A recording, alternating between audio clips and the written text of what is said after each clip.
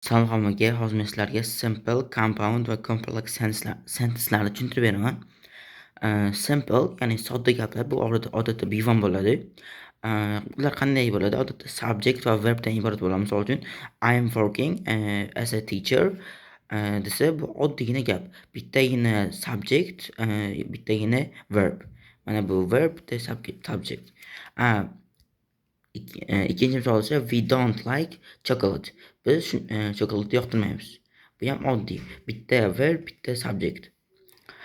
Subject plus verb 1-2 ham bor. Misol uchun I didn't read my books and write an essay. Men kitob o'qimadim va essay yozmadim deyapmiz. Bunda bitta subject va ikkita verb bo'ladi. Birinchisi read, ikkinchisi write. Shunga o'xshab ulab ketasiz and orqali. Ikkinchisi esa technology allows for doing our jobs comfortably and offers great help.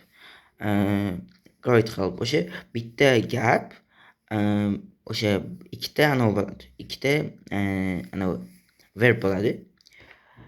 Ikkita verb bo'ladi. Example for simple sentence. Misol uchun tenselar present simple, past simple, future simple, present continuous shunga o'xshagan narsalar bemalol qo'llaniladi o'sha bevon o'quvchi. Modal verblar can, should, must, could o'shalar hammasi buyruq gaplar, verb, oddiy verblar. Misol uchun you take my book yoki please give me my book. Shunga o'xshab there be ya'ni there is, there are, there was o'shalar mana shu hammasi simple gaplarga kiradi. Compound gaplar esa qo'shma bo'ladi. Ular odatda B2 darajada bo'ladi. Kamida ikkita simple sentence bo'ladi. Odatda fanboyslar qo'shib yasaladi. Fanboys o'zi nima? F for ya'ni uchun degan ma'noni aytadi. A and va degan ma'noni aytadi. N nor ya'ni nima desam, siz degan pulsiz o'sha not degan ma'noni aytadi. B but, O or, but lekin, or yoki, ye yet, S so. Bu compound nounlarning asosiy narsasi. Bu qo'shma gaplar. Odatda bu B2 gap bo'ladi. Mana bu B1 simple gaplar edi. Bu B2 gaplar o'sha fanboyslar orqali qo'shiladi ko'pincha. Ularning formulasi subject plus verb, KK bu compound nouns, qo'shma o'sha for and nor but or yet o'zi hammasi mana bu KK ga kiradi. O'sha subject plus verb, undan keyin virgul, keyin KK, o'sha for and fanboys deb qo'ying. Keyin fanboys, keyin subject plus verb. Yana bittasi bor, subject plus verb, keyin fanboys, keyin verb bor. Bu ikkala holat to'g'ri. Bunda ikkita gap ishtirok qiladi. Bitta gap, ikkita gap, o'rtada bitta o'sha fanboys bilan bog'lanadi. Bu yerda esa bittagina gap va ikkita verb va bittagina gap bo'ladi. Mana bu holatda esa xato, misol uchun subject plus verb, undan keyin nuqta qo'yish, keyin compound nouns fanboyslardan keyin virgul qo'yish. Bu juda ham xato. Faqatgina mana bu ikkita gap bir-biriga ulanayotgan paytda o'sha fanboyslardan oldin virgul qo'yiladi. Bu yerda esa virgul qo'yilmaydi, chunki bittagina gap bo'lgani uchun. Misol uchun I love my teacher because he is beautiful. Bu yerda atiga bitta gap bo'ladi. Agar ikkita gaplar qilmoqchi bo'lsak, misol uchun I love my TV because I have been watching in 3 years. Uni because'dan oldin virgul qo'yiladi. Complex kamida ikkita sodda gapdan iborat bo'ladi. Odatda bu C1 bo'ladi.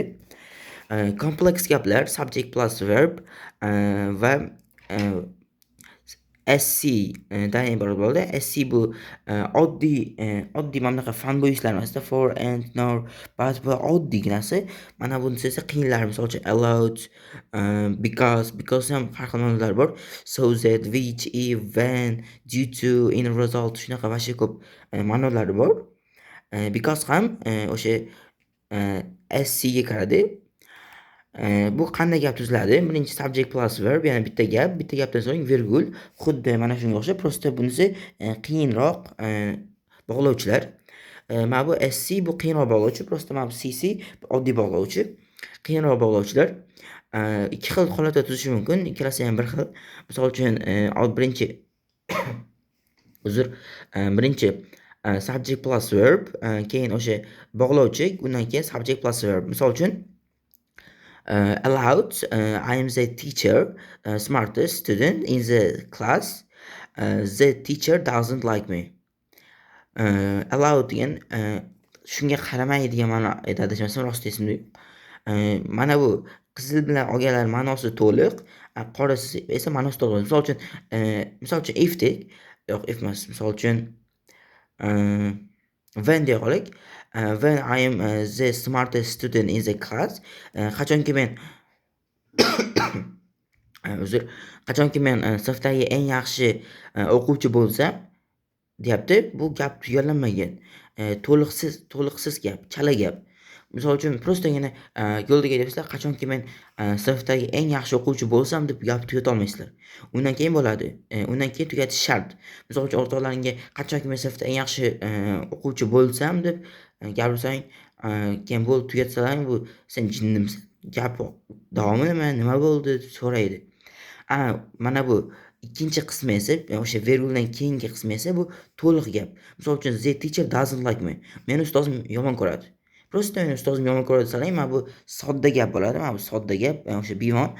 Lekin mana bu tugallanmagan gap bilan buni qo'shsalaring, allowed, I am the smartest student in the class.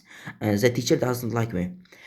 Men sinfdagi eng yaxshi student, ya'ni o'quvchi bo'lishimga qaramasdan ustozim meni yomon ko'radi.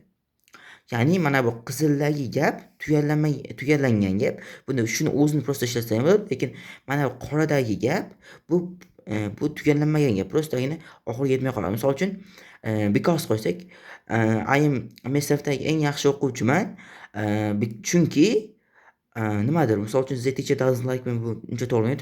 Men I am the smartest student in the class, because dan oldin virgul. Because misol uchun I study more, I study hard, yoki boshqa narsalar shunga o'xshash. Mana bu yerda yana bitta narsa, B1 grammatika. B1 grammatika yozadigan o'quvchi qanday bo'ladi? Mana bu grammatika darslari o'zi общий. B1 grammatika yozadigan o'quvchi qanday bo'ladi? Bemalol simple gaplar tuza oladi va asosan simple bo'ladi. Complex va compound gaplar tuzishga harakat qiladi, lekin ko'p xato bo'ladi. Misol uchun compound gap tuzayotganda, yo misol uchun compound gap tuzayotgan bo'lsa, misol uchun anaqa tuzib qo'yadi. Misol uchun I love my teacher nuqta qo'yib qo'yadi-da. Keyin mana CC ni qilib, keyin gapni davom ettiradi. Bu xato bo'lib qoladi, lekin tuzishga harakat qiladi B1 o'quvchi. B2 esa grammatikasi yaxshi bo'ladi. Bemalol simple va complex gaplar tuza oladi. Compound gaplar tuza oladi, lekin complex, ya'ni anaqa qiyin gaplar tuzishga qiynaladi. Lekin unga ham harakat qildi.